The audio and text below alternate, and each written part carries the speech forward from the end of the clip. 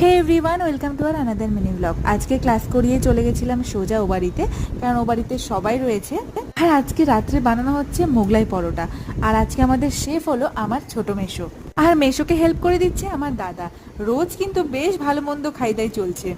এদিকে দেখো, প্রচন্ড গরমের জন্য শেফ কিন্তু আমাদের খালি গায়ে রয়েছে। আর এদিকে দাদা মাথায় ক্যাপ পরিয়ে দিয়েছিল। আর মোগলাইয়ের সঙ্গে তৈরি হয়েছে আলুর তরকারি, মানে আলুর দম টাইপের। দেখো গ্রেভিটা কত সুন্দর হয়েছে। আর মেশো যতবারই গঙ্গারামপুরে এসছে, প্রায় প্রত্যেকবারই কম বেশি মোগলাই বানানো হয়েছে। আর মেশো আমাদের দারুণ দারুণ রান্না বান্না করে। দেখে বুঝতেই পারছো মোগলাইটা কতটা ইয়াম্মি হয়েছে। আর সত্যি খেতেও দারুণ হয়েছিল। আমি তো এরপরে বাড়িতে ট্রাই করব। তারপর এদিকে পুডিং বানিয়ে ফ্রিজে রেখেছিল। আর আমি দেখো কোথায় উঠে বসেছি মেশোর হাতের বানানো পুডিং নিয়ে। ইয়াম্মি, আমার তো ফেভারিট একটা ডিশ। আর আজকে এই বাটার জুতোটাও চলে এসেছে, যেটা আমি বাটার সাইড থেকে অর্ডার করেছিলাম। যেটা সেম জুতো এর আগেও দুটো পরেছি আমি।